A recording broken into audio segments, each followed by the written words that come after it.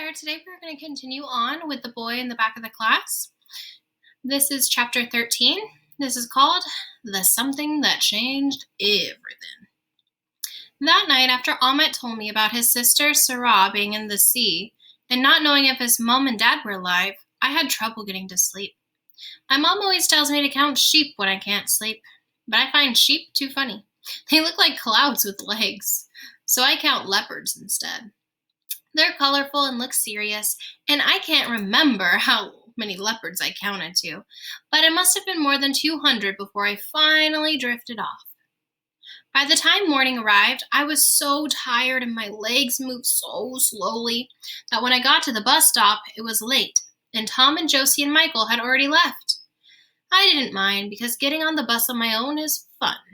I like watching the people passing by on the streets outside, or making guesses about the people sitting next to me. Last week, there was a huge man sitting right at the front of the bus, snoring so loudly that he was making all the windows shake. Everyone was watching him and giggling or shaking their heads at him. But what if he had been a world-famous snorer on his way to the International Snoring Championship and was just practicing his best snore? You never know. That morning, I was too sleepy to look at anyone and guess stories about them. So I leaned my head on the large window and listened instead. There were always lots of noises on a bus, especially when there are lots of people going to work and trying to get to school. But it's usually noises like doors opening and closing, and people ringing the bell and tickets being beeped on the ticket machine. Nobody really talks to anyone, unless they're friends, or asking for a seat. Uncle Lenny says it's because we're English, and English people would rather die than have to speak to someone they don't know. I think I can't be very English if that's true. The bus had passed 2 stops, and except for a baby who was making loud gurgling noises, it was nice and quiet. I think everyone must have been as sleepy as me. But then at the third bus stop, We're going to try that again.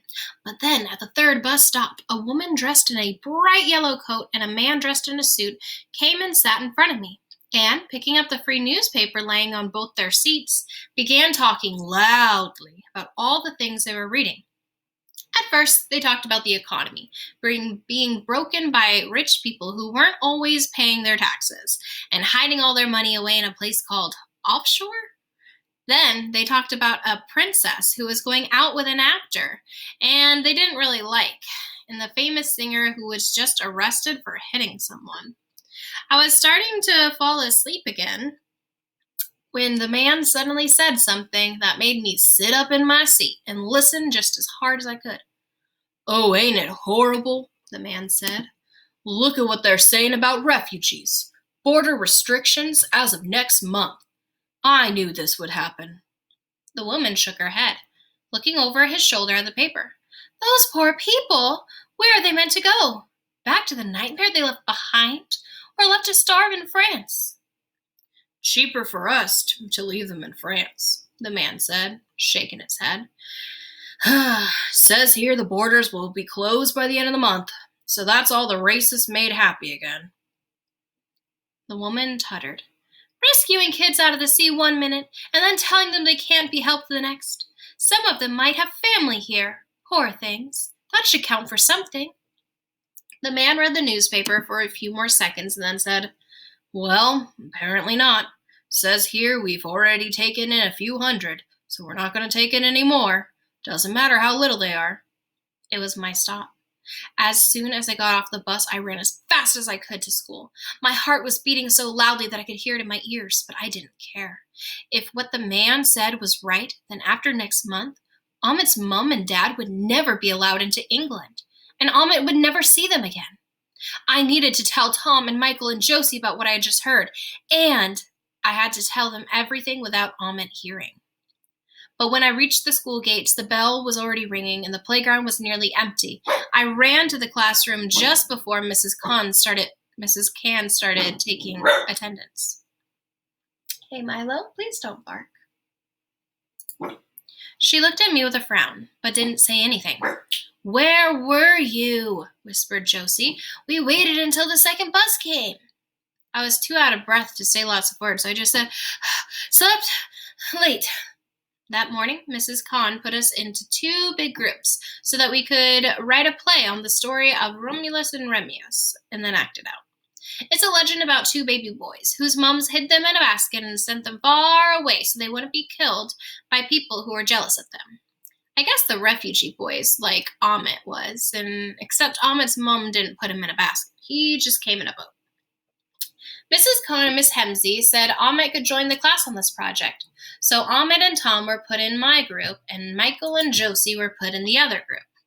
I was trying to think of how to let them know what I'd heard when Mrs. Kahn told everyone to get a piece of colored paper and a special pen from her desk so that we could write out our own lines.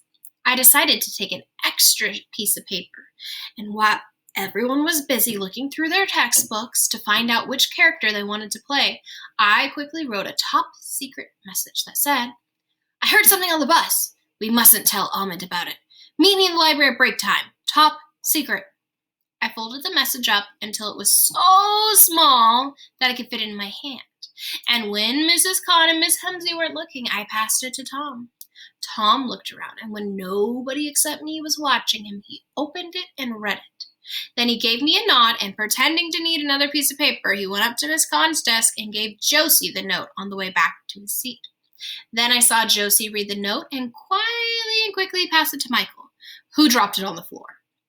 But luckily everyone was too busy writing their lines to notice, and he snatched it back up again. He looked over at me and gave me the thumbs up, and then stuffed the top secret message into his pocket. As soon as the bell for first break began to ring, and Mrs. Kahn told us to leave everything where it was, I ran to the library and waited outside. It was the one place in school no one ever tried to go into at recess. A few minutes later, Josie and Michael came running up the hall. Tom's on the playground with Ahmet, said Josie. We can fill him in later. What did you hear? Asked Michael, his eyes wide. I quickly told them everything that the man and the woman on the bus had said about no more refugees being allowed into the country, and then what Ahmet had told me about his mum and dad being left behind. I had to tell them about his sister, Sarah, too. I felt bad about breaking my promise, but I knew that Ahmet wouldn't mind me telling Josie and Michael about it, because this was a real emergency, and they were his friends too. Josie gasped. You mean, if he doesn't find them before the end of the month, then Ahmet might never see his mom and dad again? I shook my head. Not once the government closes the borders. Yeah, said Michael. They're like giant airport ones with loads of police and guards protecting them, and you can't go through them when they're closed or you get put in jail. Michael looked at his watch and pressed a button so that it lit up and showed the date. If they're closing all the gates at the end of this month, that means he's only got 9 days to find them. What do we do? Asked Josie. I say we tell Mrs. Kahn and Miss Hemsey. They'll know what to do, I said. Michael and Josie agreed. We ran to the staff room and knocked loudly on the door. Knock, knock, knock, knock, knock. We're not supposed to disturb the teachers in the staff room at recess because that's where they go to drink lots of tea and find answers to questions that they can't find in their answer books. I know because Josie's aunt is a teacher, and she told Josie who told me. But Mrs. Kahn and Miss Hemsey had told us to go and find them if something was wrong, and this something felt like the most wrong something I had ever heard. After a few seconds, Mr. Gaffer opened the door and looked down at us with a frown. He's the vice principal, which means he's in charge on the days Mrs. Sanders is away. But Miss Sanders is never, ever away, so I don't really know what he does. Yes, he said. Please, sir, we need to see Mrs. Kahn and Miss Hemsey immediately, I said. It's an emergency, added Josie. Is it really? He asked suspiciously. We all nodded at least 10 times. All right, just hold on, replied Mr. Gaffer as he closed the door. Josie twisted her hair nervously around her finger and stuffed a whole chunk in her mouth, and Michael started kicking the wall lightly as we waited. After what felt like 20 whole minutes, but couldn't really have been more than one, Mrs. Kahn and Miss Hemsey came to the door. Is something the matter? Asked Miss Kahn. Is it to do with Ahmet? We all nodded again. Mrs. Hemsey and Mrs. Kahn stepped out into the hall and closed the staff door behind them. We all started talking at once. Mrs. Kahn held up her hands and said, "Calm down, calm down. Now, one at a time, please." "Miss, the government is going to close the gates," I began. Josie said, "and Amit's mom and dad are on the other side. They might get stuck." "And there's only 9 days until the gates close," said Michael, showing Mrs. Kahn his watch. Mrs. Kahn and Mrs. Hemsey looked at each other and then looked back at us. "What do you mean by gates?" asked Mrs. Kahn gently. "You know, the gates at the edge of the borders," said Michael. "The ones where all the police with the big guns are. The refugees have to come through them to get into our country." "Ah," said Miss Kahn. "And where did you hear they were going to be closed? Was it on the news?" I told her about the man and the woman on the bus.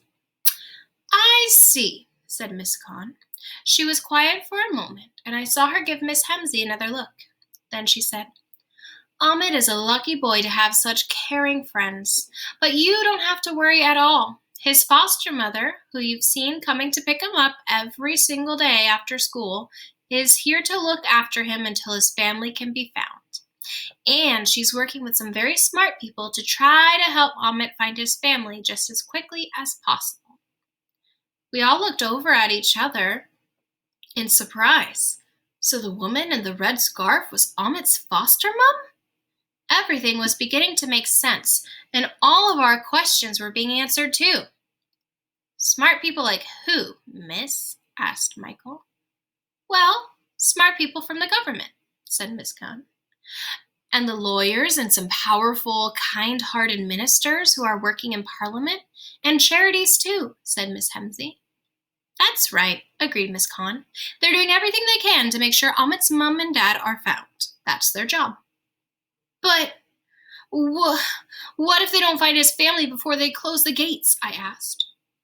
Mrs. Hemsey and Miss Kahn smiled, but they didn't smile with their whole faces, so I knew right away that they were just pretend smiles. "Everyone is doing everything they can," said Miss Kahn again.